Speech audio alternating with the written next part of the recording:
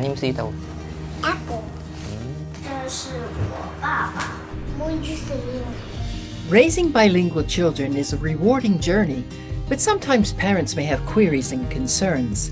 The RaBBiT project brings together research findings and experts' insights to support parents. In this episode, we will touch on communicative strategies that parents use when talking to their bilingual children.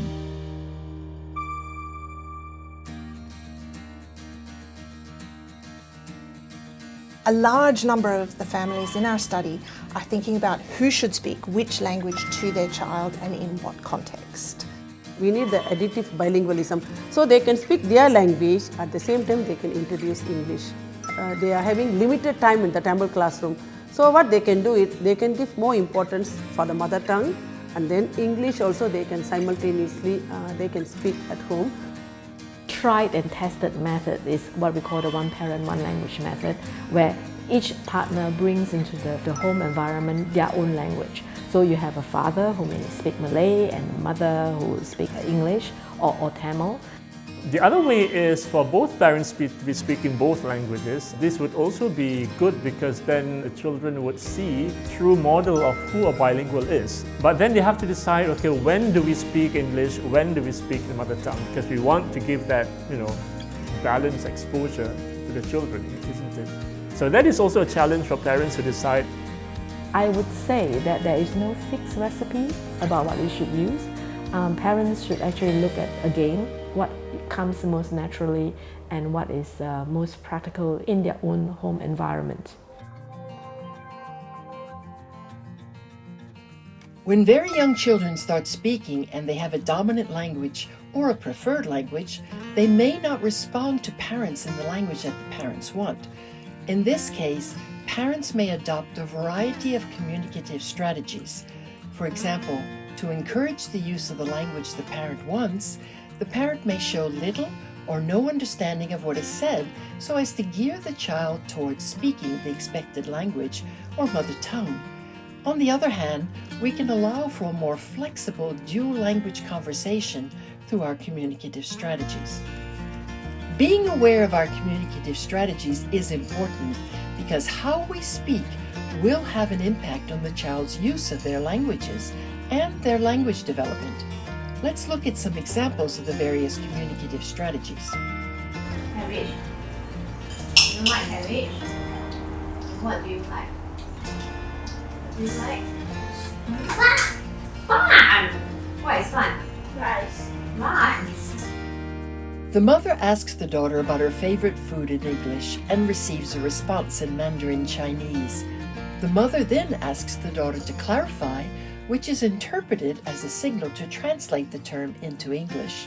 With very young children, parents could also go further to pretend no understanding in a particular language and request for clarification in the target language that they want to promote, which could be the child's mother tongue or the child's weaker language. Okay, there was a point in time where we realized that the elder one would be speaking more to us in English. So I was like, okay, I think we need to do some intervention. So for the next 1 week, let's tell her we are going to understand only Malay. So the moment you speak to us in English, we're like, we don't understand. We'll pretend that we didn't understand what she's saying. So can you translate it for us? Then so she will try her best. Parents may also use more explicit strategies. For instance, when the child responds, parents can prompt their child to respond in the target language, as depicted in this example. அங்க பாருங்க அக்கா உங்களுக்காக காத்திருக்காங்க. Because I don't want her to stick. சரி அது தமிழ்ல எப்படி சொல்லுவ?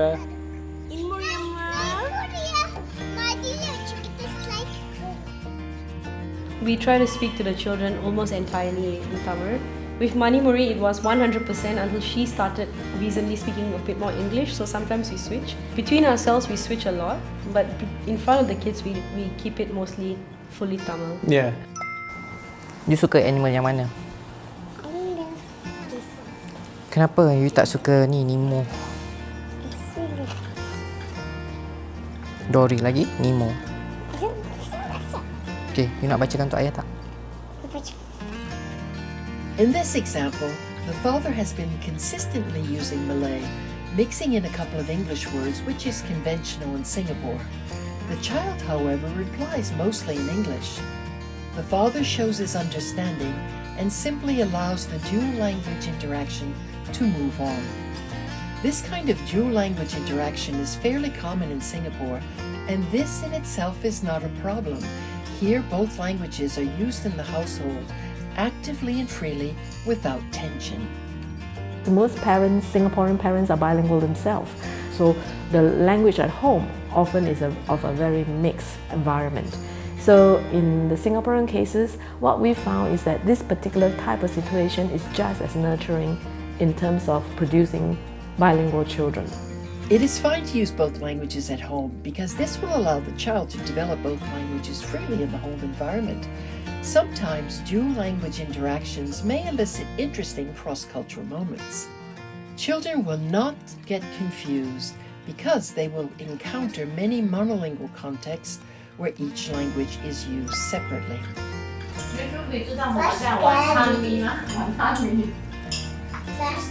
Noodles. Spaghetti.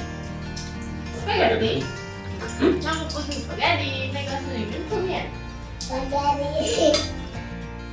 Here, wonton mee, grass jelly, noodles, and spaghetti are food terms from Eastern and Western cultures, and they're all brought up here in the conversation when the family considers how best to translate wonton mee to the school teacher.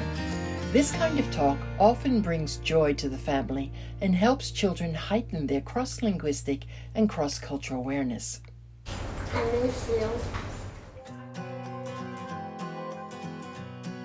First, families may want to decide early on, even before the child is born, who speaks which language to the child, or if they're going to use both languages at home. Second, pay attention in everyday life to the way you talk to your child and the way the child responds. Adjust your practices if necessary. Last, remember, as children grow, the school and the community may influence language use and language development, and children develop their own preferences too. It may become harder to get them to speak the language you want. Some parents may feel uneasy about this, but just be consistent with your approach to promote bilingualism at home and persevere, keeping everyone's well-being in mind. RaBBiT. RaBBiT. RaBBiT. தங்கள் குழந்தைகளின் இருமொழி பயணத்தை ஆதரிக்கின்றோம். Menyokong perkembangan anak-anak anda menjadi penutur peribahasa. 支持孩子们的双语成长。 Supporting your children's journey to bilingualism.